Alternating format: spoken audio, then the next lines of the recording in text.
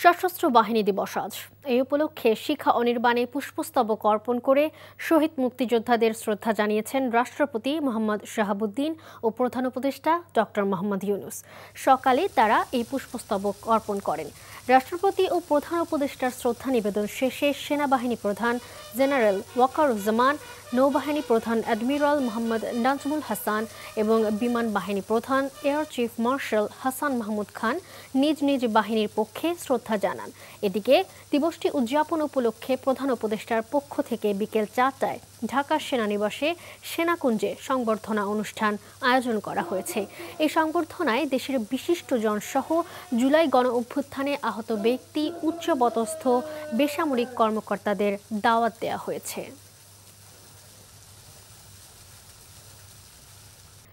নতুন করে দূষণের কবলে, দখল দূষণের খ্যাতি পাওয়া শহর ঢাকা। আসন্ন জাতীয় নির্বাচনকে কেন্দ্র করে সেই দূষণের কারিগর রাজনৈতিক নেতারা।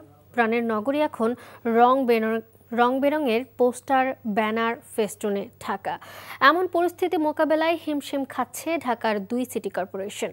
কার্যকরী আইন না থাকা আর রাজনৈতিক প্রভাবের কাছে হার মানতে হচ্ছে নগর প্রশাসনকে। নাজিবুর রহমানের রিপোর্ট।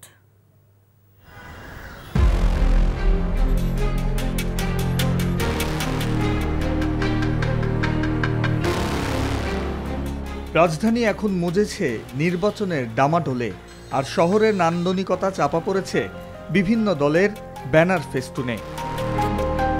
কেউ কেউ শুধু দেয়ালে পোস্টার সাটিয়েই ক্ষান্ত হননি, ঝুলিয়েছেন বড় বিলবোর্ড। এমন দৃষ্টি দূষণ থেকে বাদ যায়নি মেট্রো রেল কিংবা গুরুত্বপূর্ণ স্থাপনাও। নির্বাচনের প্রার্থিতা চূড়ান্ত করেছে প্রায় সব দলগুলোই, আর তারপরই প্রচারণার কেন্দ্রবিন্দুতে পরিণত হয়েছে মেগা সিটি ঢাকা। এমন পরিস্থিতিতে 2 সিটি কর্পোরেশনও অসহায়। আইন বলছে কোনো ব্যক্তি বা প্রতিষ্ঠান অনুমতি ছাড়া দেয়াল লিখন বা অননুমোদিত জায়গায় পোস্টার লাগালে সর্বোচ্চ 50,000, সর্বনিম্ন 5,000 টাকা জরিমানার আওতায় আসবেন। জেল হতে পারে সর্বোচ্চ 30 দিন। এই আইনকে অপরাধের সুযোগ হিসেবে দেখছেন নগর পরিকল্পনাবিদরা। শহরের নান্দনিকতা রক্ষায় সেই শাস্তি যথেষ্ট না। আইনে একে বলা আছে যে নির্দিষ্ট জায়গা ব্যতীত অন্য জায়গা যদি লাগানো হয়, সরকার বা সিটি কর্পোরেশন এই আইন 2012-তে প্রণীত হওয়ার পর 10 বছরে নির্দিষ্ট জায়গা নির্ধারণ করে নাই বা অনুমতি সাপেক্ষে। এই নির্দিষ্ট জায়গায় 2022 সালে ঢাকা উত্তর সিটি কর্পোরেশন ঢাকা শহরে 52টা জায়গায় নির্দিষ্ট জায়গা করে দিয়েছিলেন, কিন্তু দুঃখজনকভাবে সেই 52টা জায়গায় কিন্তু পোস্টার লাগানো হয়নি। পোস্টার লাগানো হচ্ছে মেট্রো রেলের পিলারে, পোস্টার লাগানো হচ্ছে স্কুলের দেয়ালে, বাসাবাড়ির দেয়ালে। বিগত কিছুদিনে পরিচ্ছন্নতা অভিযানের আওতায় 2 সিটিতে প্রায় কয়েক লাখ পোস্টার, ব্যানার অপসারণ করেছে নগর প্রশাসন। যাদের নামে পোস্টার লাগানো হচ্ছে কয়েক দফায় তাদেরকেও সতর্ক করা হলেও সুফল নেই বলে দাবি কর্মকর্তাদের। ব্যানার, পোস্টার, ফেস্টুন লাগালে এটা কিন্তু যেই দলগুলো লাগাবে এটা তাদেরও ইমেজের ব্যাপার, কারণ এটা কিন্তু কেউই পছন্দ করে না। যদি সোশ্যাল মিডিয়া প্ল্যাটফর্মের মাধ্যমে, ডিজিটাল প্ল্যাটফর্মের মাধ্যমে ওই কমপ্লায়েন্সটাও কিন্তু ওই দলটাকে আরও বেশি গ্রহণযোগ্য করবে। শুধু রাজনৈতিক দল না, এখানে অন্য সংগঠনও আছে, তাদেরকে আমরা অবহিত করব। আমরা চিন্তা করছি অবহিত করলে যেন মানে উদ্দেশ্য হলো যে নগরীকে দৃষ্টিনন্দন রাখা, এটা একটা মূল উদ্দেশ্য।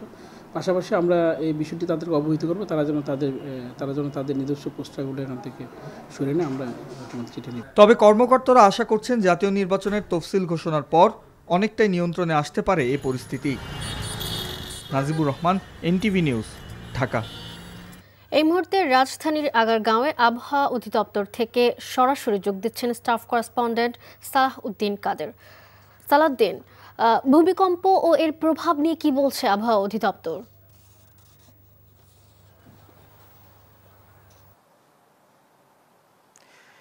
মালিহা, সকাল 10:38:26 বাংলাদেশের রাজধানী ঢাকা সহ সারা দেশে একটি ভয়াবহ ভূমিকম্প অনুভূত হয়। ভূমিকম্পের পরই আমরা আবহাওয়া অফিসে এসেছি এবং আবহাওয়া অফিসের আবহাওয়াবিদ তরিকুল ইসলামের সাথে কথা বলেছি। তিনি বলেছেন যে 10:38 একটি ভয়াবহ ভূমিকম্প অনুভূত হয় এবং এর মাত্রা ছিল 5.7। এই 5.7 এত তীব্রতা অনুভব কেন মানুষ করলো সেই বিষয়ে তার সাথে আলাপ করেছিলাম। তো তিনি বললেন যে ঢাকা থেকে মাত্র 13 কিলোমিটার দূর নরসিংদী মাধবপুরে ভূমিকম্পের কেন্দ্রস্থল ছিল। এই জন্য ঢাকাতে তীব্র ভূমিকম্প অনুভূত হয়েছে এবং এর মাত্রাটাও মানুষ ভালোভাবে অনুভব করেছে বলে তিনি আমাদেরকে জানিয়েছেন। এছাড়া আমরা যখন ভূমিকম্প অনুভূত হওয়ার পরে আমরা আবহাওয়া অফিসে আসতে শুরু করি এবং আমরা রাস্তাঘাটে দেখেছিলাম যে অনেক মানুষ তারা বিল্ডিং যারা বাসায় ছিলেন অফিসে ছিলেন তারা সবাই রাস্তায় নেমে এসেছেন এবং তাদের মাঝে একটি আতঙ্ক বিরাজ করছে। তাদের সাথে কথা বলে জানলাম যে তারা বলছেন যে এই ধরনের ভূমিকম্প তারা এর আগে কখনোই অনুভব করেনি। কারণ হলো গত এবছরই চলতি বছরই 5ই মার্চ একটি ভূমিকম্প হয়েছিল, সেই মাত্রা ছিল 5.6, কিন্তু এরকম এত বড় তীব্রতা এবং ঝাঁকুনি কেউ অনুভব করেনি বলে তারা বলছেন যে আবহাওয়া অফিস বলছেন যে 5.7 এটা বড় ধরনের কোনো ভূমিকম্প নয়, কিন্তু তীব্রতাটা বেশি অনুভব করার কারণ হচ্ছে ঢাকা থেকে মাত্র 13 কিলোমিটার দূরে হওয়ার কারণে এর তীব্রতাটা বেশি অনুভব করেছেন। এবং আমরা ইতিমধ্যেই কয়েকটি গণমাধ্যমের সূত্রে জানতে পেরেছি রাজধানীর বেশ কয়েকটি এলাকায় দুর্ঘটনার ঘটনাও ঘটেছে এবং পুরান ঢাকায় একটি রেলিং ধসে ইতিমধ্যে 3 জন নিহত হয়েছেন বলে আমরা জানতে পেরেছি। মালিহা, এতক্ষণ জানছিলাম ভূমিকম্প নিয়ে আবহাওয়া অধিদপ্তরের তথ্য। এই মুহূর্তে রাজধানীর পুরান ঢাকা থেকে সরাসরি যোগ দিচ্ছেন স্টাফ করেসপন্ডেন্ট আবির আহমেদ। আবির, ভূমিকম্পে এই এলাকায় ক্ষয়ক্ষতির কি কোনো খবর পেয়েছেন, জানাবেন?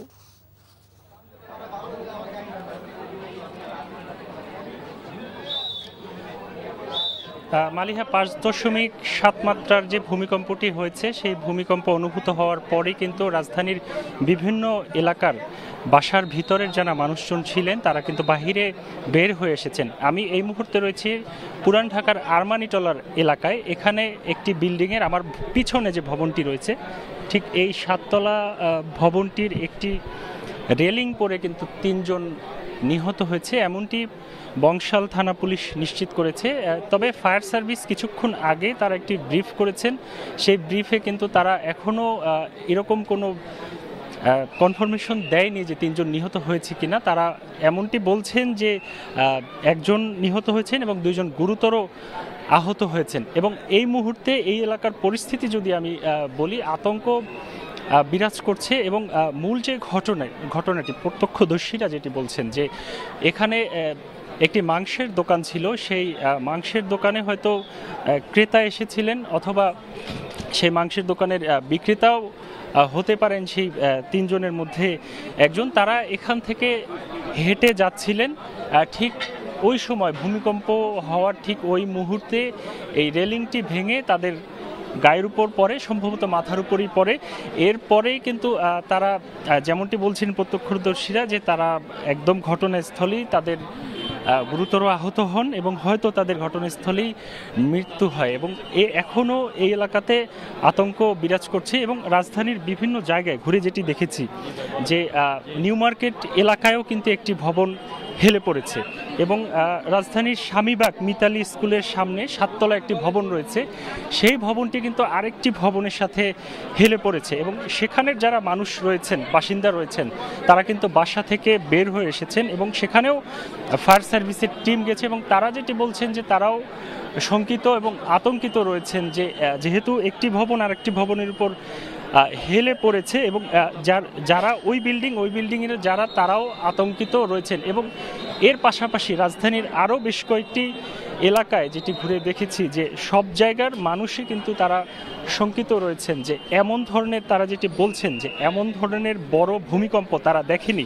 তবে 2023 সালে 5.6 মাত্রার একটি ভূমিকম্প হয়েছিল, তার থেকেও কিন্তু এর মাত্রা অনেক বেশি ছিল, যার কারণে সাধারণ মানুষ তারা এখনও শঙ্কিত রয়েছেন এবং এলাকাবাসী কিন্তু তারা সেই যে আতঙ্ক রয়েছে সেই আতঙ্কে তারা এখনও বাসায় প্রবেশ করছেন না, ভীত সন্ত্রস্ত রয়েছেন তারা। এবং কেউ কেউ বলছেন যে হঠাৎ করেই এই ভূমিকম্পের কম্পন এত বেশি তীব্র ছিল, কেউ কেউ ঘুমন্ত অবস্থায় ছিলেন, তিনি ঘুম থেকে লাফ দিয়ে উঠে হঠাৎ করে বাচ্চা বা প্রয়োজনীয় জিনিস সামগ্রী নিয়েও বের হতে পারেনি। হঠাৎ করেই নিচে তারা বের হয়ে আসে শত শত মানুষ, এবং রাজধানীর বিভিন্ন জায়গায় যেমন মোহাম্মদপুরেও বেশ কয়েকটি ভবনের কথা শুনেছি যে সেই ভবনগুলোতেও কিন্তু হেলে পড়েছে, এবং এখন পর্যন্ত এই এলাকাতে আতঙ্ক বিরাজ করছে, এবং এখানে পুলিশ ফায়ার সার্ভিস রয়েছে, এবং এই জায়গাতে যে বাসগুলো রয়েছে ভেঙে পড়ার কারণে যে ক্ষয়ক্ষতির পরিমাণ রয়েছে সেটি আসলে এখানে এখন ঠিক করা হয়েছে, কিন্তু সবাই এখন পর্যন্ত এখানে আতঙ্কিত রয়েছে। মালিহা। এদিকে ঢাকার বাইরেও দেশের বিভিন্ন স্থানে 5.7 মাত্রার ভূমিকম্প অনুভূত হয়। নারায়ণগঞ্জে দেয়াল ধসে এক শিশুর মৃত্যু হয়েছে, আহত 2 জনকে হাসপাতালে ভর্তি করা হয়েছে। এছাড়া বিভিন্ন এলাকায় ভবনে ফাটল দেখা যায়। ভূমিকম্পে আতঙ্কে অনেকেই ঘর ও অফিস থেকে বের হয়ে আসেন।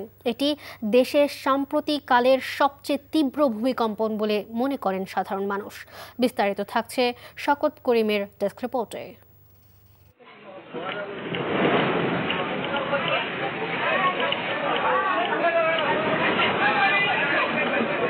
হঠাৎ কয়েক সেকেন্ডের কম্পন।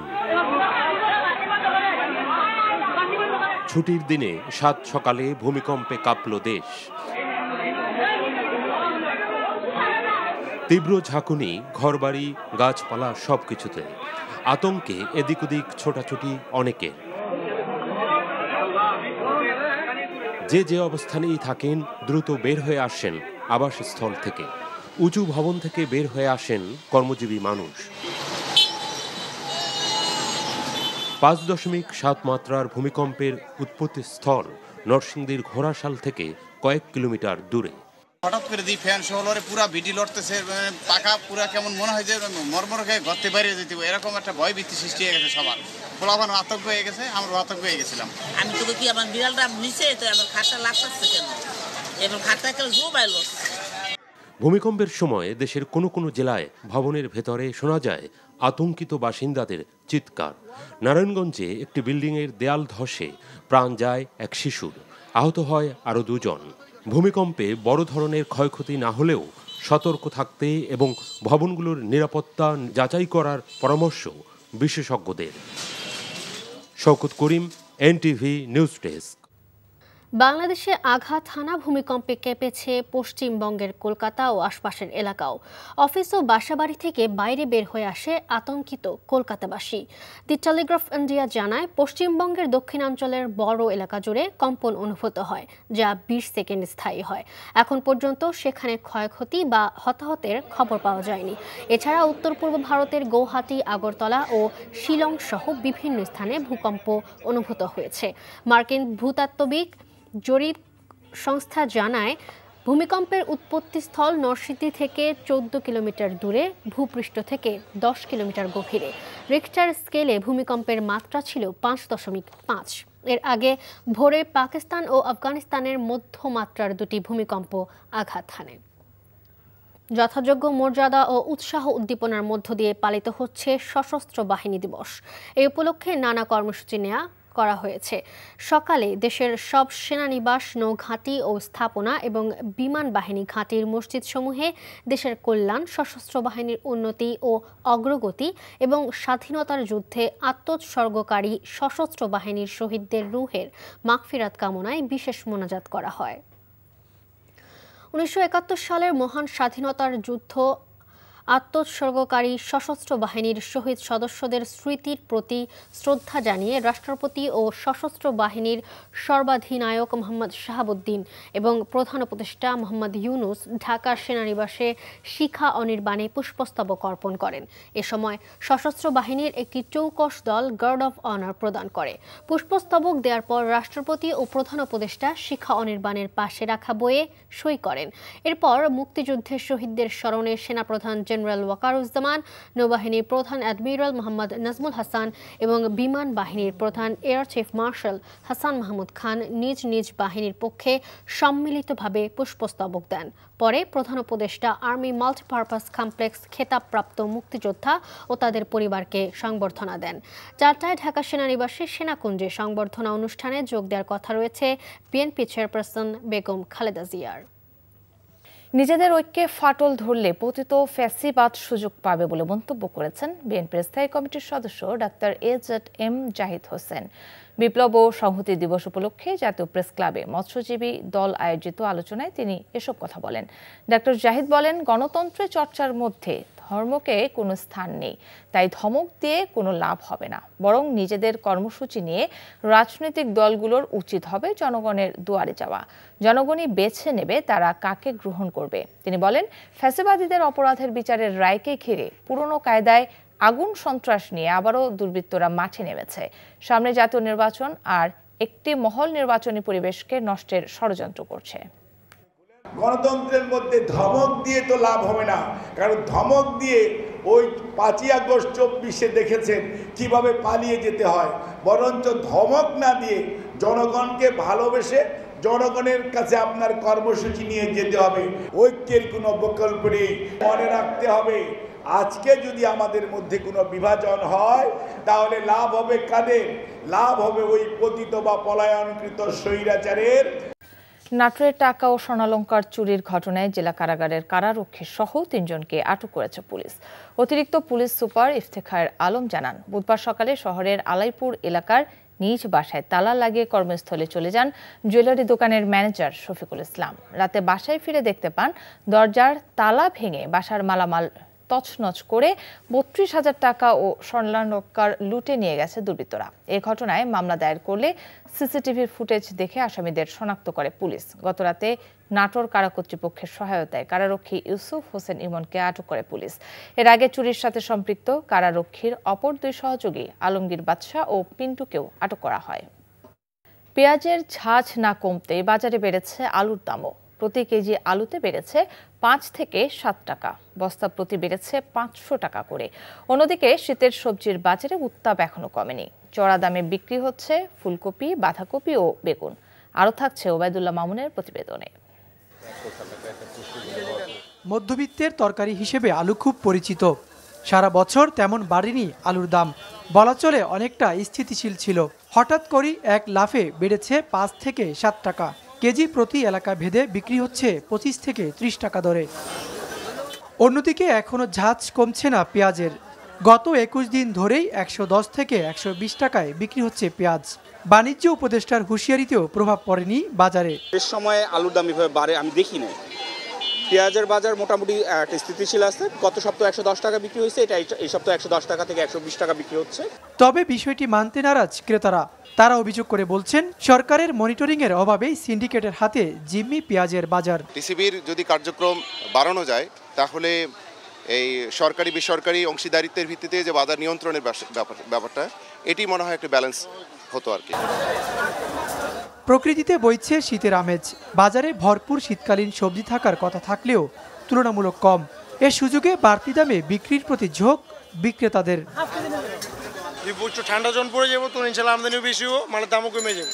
আর 15-20 দিন এই শীতের সময় যদি আপনি কোনো জিনিসের দাম 120-এর কমে না পান, তাহলে তো এখানে বাজারে আসাটা উচিতই না। বাজারের দরদাম তো আসলে আমাদের ক্রয় ক্ষমতার বাইরে। চাল, ডাল, তেল আগের দামেই বিক্রি হচ্ছে। ডিম বিক্রি হচ্ছে 115 থেকে 120 টাকা ডজনে। এছাড়া স্থিতিশীল রয়েছে গরু ও মুরগির দাম। Obaidullah Mamun, NTV news, Dhaka. আসন্ন জাতীয় সংসদ নির্বাচনের মধ্য দিয়ে নতুন বাংলাদেশ গড়ার পথ উন্মুক্ত হবে বলে মন্তব্য করেছেন প্রধান উপদেষ্টা ডক্টর মোহাম্মদ ইউনূস। আগামী নির্বাচন সুষ্ঠু ও শান্তিপূর্ণ করতে সশস্ত্র বাহিনীকে গুরুত্বপূর্ণ ভূমিকা পালন করার আহ্বানও জানিয়েছেন প্রধান উপদেষ্টা। রাজধানী সেনাকুঞ্জে সশস্ত্র বাহিনী দিবস উপলক্ষে সংবর্ধনা অনুষ্ঠানে দেওয়া বক্তব্যে এসব কথা বলেন ডক্টর মোহাম্মদ ইউনূস। এ সময় তিনি বলেন, দেশের সার্বভৌমত্ব রক্ষায় সশস্ত্র বাহিনী সহ দেশের সবাইকে ঐক্যবদ্ধ থাকতে হবে। অনুষ্ঠানে অন্তর্বর্তী সরকারের উপদেষ্টাদের পাশাপাশি অংশ নিয়েছেন 3 বাহিনী প্রধানরা। এছাড়াও যোগ দিয়েছেন বিএনপি চেয়ারপারসন ও সাবেক প্রধানমন্ত্রী বেগম খালেদা জিয়া সহ বিভিন্ন রাজনৈতিক দলের শীর্ষ নেতারা। ভূমিকম্পের কারণে নির্বাচনের মাধ্যমে আমরা নতুন বাংলাদেশের পথে যাত্রা করব, সেটাই আমাদের স্বপ্ন। এই নির্বাচন যেন সর্বাঙ্গ সুন্দর হয়, আনন্দমুখর হয়, উৎসবমুখর হয় এবং আমাদেরকে সেই যাত্রাপথে সুন্দরভাবে রওনা করে দিতে পারে, সেটার জন্য আমরা সবাই মিলে চেষ্টা করব। দুর্নীতিবাজরা টাকা দিয়ে ভোট কিনতে চায় বলে মন্তব্য করেছেন জামায়াতে ইসলামের কেন্দ্রীয় সেক্রেটারি জেনারেল অধ্যাপক মিয়া গোলাম পরোয়ার।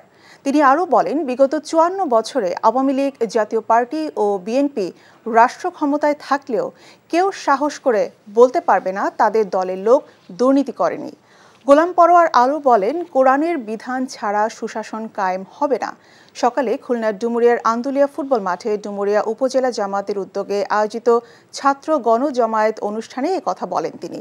গণজমায়েতে বিশেষ অতিথি ছিলেন ডাকসু ভিপি আবু সাদিক কায়েম ও জাকসু জিএস মাজহারুল ইসলাম। ৫ই আগস্টের পরে চাঁদাবাজি হয়েছে কিনা বলেন? হিন্দুদের বাড়িঘর, দোকানপাট, রাস্তাঘাট, বাস স্ট্যান্ড, টেম্পো স্ট্যান্ড, ঠিকাদারি, ঘের ব্যবসা, বালুঘাট, সমস্ত হকার্স মার্কেটগুলো একটা বিশেষ দলের লোকেরা চাঁদাবাজি করে হওয়ার দখল করেছে। পরিবর্তন মানে হলো আগে যা দেখেছি সেটাকে লাল কার্ড দেখাইতে হবে। তত্ত্বাবধায়ক সরকার ফিরে আসায় জনগণের মাঝে ভোটের অধিকার ও স্বস্তি ফিরে এসেছে বলে মন্তব্য করেছেন নোয়াখালী ১ আসনের বিএনপি প্রার্থী ব্যারিস্টার মাহবুব উদ্দিন খোকন। নোয়াখালী সোনাইমুড়ি উপজেলার চাষিরহাট ইউনিয়নে গণসংযোগের সময় তিনি এসব কথা বলেন। পরে তিনি কর্মী সভায় যোগ দেন। বগুড়ায় ধানের শীষের পক্ষে প্রচারণার অংশ হিসেবে সোনালী ব্যাংক এমপ্লয়িজ অ্যাসোসিয়েশন জেলা কমিটির উদ্যোগে কর্মচারী সমাবেশ অনুষ্ঠিত হয়েছে। প্রধান অতিথি হিসেবে উপস্থিত ছিলেন বিএনপি চেয়ারপারসনের উপদেষ্টা হেলালুজ্জামান তালুকদার লালু। নওগাঁ ৩ আসনে বিএনপি মনোনীত প্রার্থী ফজলে হুদা বাবুলকে সমর্থন দিয়ে মহাদেবপুরে নির্বাচনী জনসভা করেছে এলাকাবাসী। জাতীয় নির্বাচন উপলক্ষে দেশের কয়েকটি জেলায় মোটরসাইকেল র্যালি করেছে জামায়াতে ইসলামের প্রার্থীরা। বরিশালে কয়েক হাজার মোটরসাইকেল র্যালি করেছে জামায়াতে ইসলামী। সকালে নগরীর বেলস পার্ক ময়দান থেকে র্যালিটি শুরু হয়। এর নেতৃত্ব দেন দলের কেন্দ্রীয় সহকারী সেক্রেটারি জেনারেল এবং বরিশাল সদর আসনের প্রার্থী অ্যাডভোকেট মোয়াজ্জেম হোসাইন হেলাল। কুষ্টিয়া ২ আসনের জামাত মনোনীত প্রার্থী মোহাম্মদ আব্দুল গফুর বিশাল নির্বাচনী মোটরসাইকেল শোডাউন করেছে।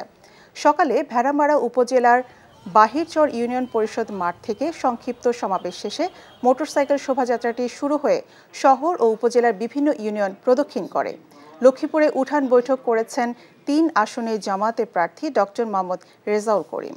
বাগেরহাটে বিএনপির উদ্যোগে ৩,০০০ রোগীকে বিনামূল্যে চোখের চিকিৎসা ও ওষুধ দেওয়া হয়েছে। বাগেরহাটে ফকিরহাটে শিরিন হক পাইলট মাধ্যমিক বালিকা বিদ্যালয়ে ফ্রি চক্ষু শিবিরের আয়োজন করেন বাগেরহাটের মোংলা, রামপাল, ফকিরহাট সংসদীয় আসনের মনোনয়ন প্রত্যাশী লায়ন ডক্টর শেখ ফরিদুল ইসলাম। এখান থেকে বাছাই করা রোগীদের ছানি অপারেশন ও চশমা দেওয়া হয়। এদিকে বাংলাদেশ জামায়াতে ইসলামী রাজশাহী মহানগর শাখার মহিলা বিভাগের উদ্যোগে ক্যান্সার সচেতনতা ক্যাম্প অনুষ্ঠিত হয়েছে। সকালে নগরের মসজিদ মিশন একাডেমি বালিকা শাখায় দিনব্যাপী এই সচেতনতা ক্যাম্পের উদ্বোধন করেন মহানগর জামায়াতের নায়েবে আমির অ্যাডভোকেট আবু মোহাম্মদ সেলিম। হবিগঞ্জে অভিযান চালিয়ে বিপুল পরিমাণ ভারতীয় কসমেটিক্স জব্দ করেছে বিজেপি জানায়, ট্রাকে করে পাথর ও বালু পরিবহনের আড়ালে নানা পণ্য পাচার হচ্ছে এমন খবরে ঢাকা সিলেট পুরাতন মহাসড়কে চুনারুঘাট উপজেলার সাতছড়ি এলাকায় অভিযান চালায় তাদের একটি দল। এ সময় 5টি ট্রাক ও কাভার্ড ভ্যানে তল্লাশি চালিয়ে ভারতীয় বিপুল পরিমাণ কসমেটিক্স, ব্লেড, চকলেট ও জিরা উদ্ধার করা হয়। এবারে অন্য প্রসঙ্গ। দেশের গণতন্ত্র উত্তরণে আসন্ন নির্বাচন একটি গুরুত্বপূর্ণ অধ্যায় হিসেবে বিবেচিত হবে বলে জানিয়েছেন প্রধান উপদেষ্টা ডক্টর মোহাম্মদ ইউনূস। নির্বাচন উৎসব মুখর করতে পেশাদারিত্বের সাথে দায়িত্ব পালন করতে সশস্ত্র বাহিনীকে আহ্বান জানিয়েছেন তিনি। সেনাকুঞ্জের সশস্ত্র বাহিনী দিবসের অনুষ্ঠানে এসব কথা বলেন প্রধান উপদেষ্টা। অনুষ্ঠানে বিএনপি চেয়ারপারসন বেগম খালেদা জিয়ার সাথে একান্ত সাক্ষাৎ করেন প্রধান উপদেষ্টা ডক্টর মোহাম্মদ ইউনূস। রিপোর্টে আরও জানাচ্ছেন শফি মাহমুদ সাগর। জাতীয় সঙ্গীতের সুরে রাজধানীর সেনানিবাসের সেনাকুঞ্জে শুরু হয় সশস্ত্র বাহিনী দিবসের সংবর্ধনা অনুষ্ঠান।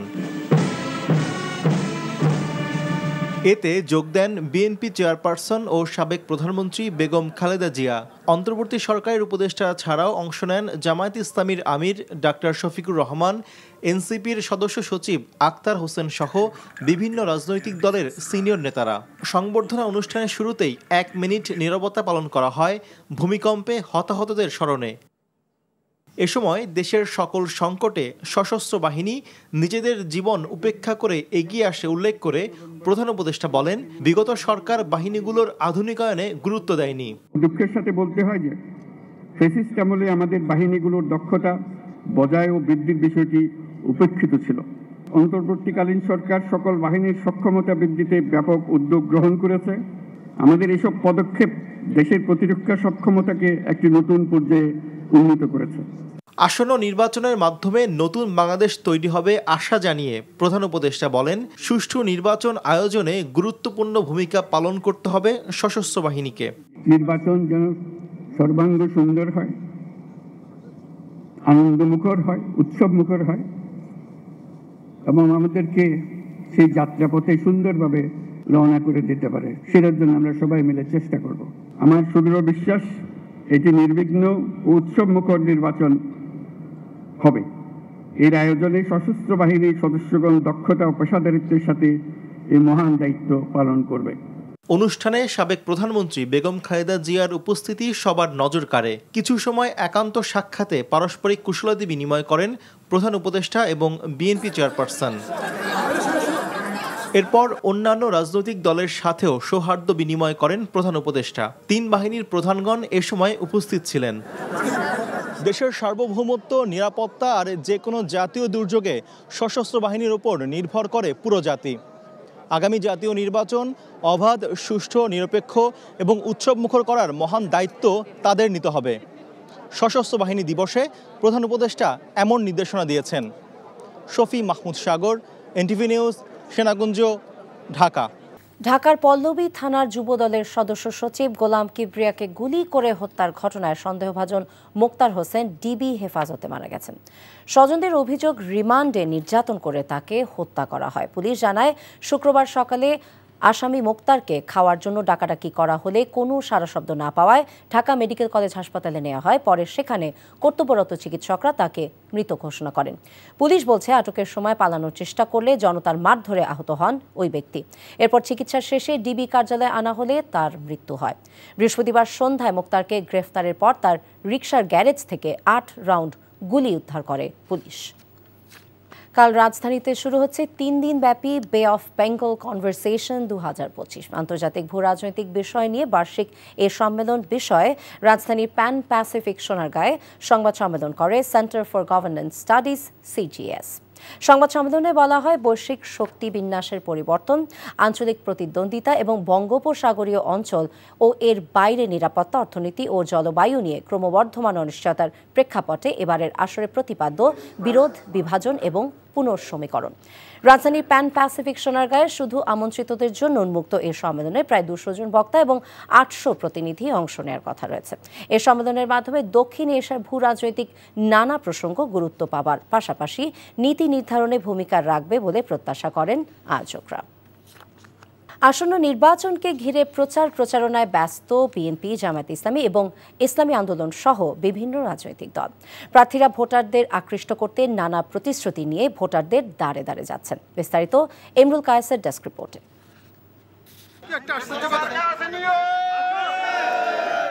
তত্ত্বাবধায়ক সরকার ফিরে আসায় জনগণের মাঝে ভোটের অধিকার ও স্বস্তি ফিরেছে বলে মন্তব্য করেছেন নোয়াখালী 1 আসনের বিএনপির প্রার্থী ব্যারিস্টার মাহবুব উদ্দিন খোকন। নোয়াখালীর সোনাইমুড়ি উপজেলায় গণসংযোগের সময় একথা বলেন তিনি। বগুড়ায় ধানের শীষের পক্ষে প্রচারণার অংশ হিসেবে সোনালী ব্যাংক এমপ্লয়িজ অ্যাসোসিয়েশন জেলা কমিটির উদ্যোগে কর্মচারী সমাবেশ হয়েছে। এতে উপস্থিত ছিলেন বিএনপি চেয়ারপারসনের উপদেষ্টা হেলালুজ্জামান তালুকদার লালু। নওগাঁ 3 আসনে বিএনপির মনোনীত প্রার্থী ফজলে হুদা বাবুলের সমর্থনে মহাদেবপুরে নির্বাচনী জনসভা করেছে স্থানীয় নেতাকর্মীরা। জাতীয় নির্বাচনকে সামনে রেখে বরিশালে কয়েক হাজার মোটরসাইকেল নিয়ে র্যালি করেছে জামাতে ইসলামীর প্রার্থী অ্যাডভোকেট মোয়াজ্জেম হোসেন হেলাল। সকালে নগরীর বেলস পার্ক ময়দান থেকে র্যালিটি শুরু হয়। বিশাল নির্বাচনী মোটরসাইকেল শোডাউন করেছে কুষ্টিয়া 2 আসনের জামাত মনোনীত প্রার্থী মোহাম্মদ আব্দুল গফুর। শোডাউনটি ভেড়ামারা উপজেলার বিভিন্ন ইউনিয়ন প্রদক্ষিণ করে। নির্বাচন ঘিরে উঠান বৈঠক করেছে লক্ষ্মীপুর 3 আসনের জামাতের প্রার্থী ডক্টর মোহাম্মদ রেজাউল করিম। এদিকে বাগেরহাটের ফকিরহাটে ফ্রি চক্ষু শিবিরের আয়োজন করেন মংলা রামপাল ফকিরহাট সংসদীয় আসনে বিএনপির মনোনয়ন প্রত্যাশী লায়ন ডক্টর শেখ ফরিদুল ইসলাম।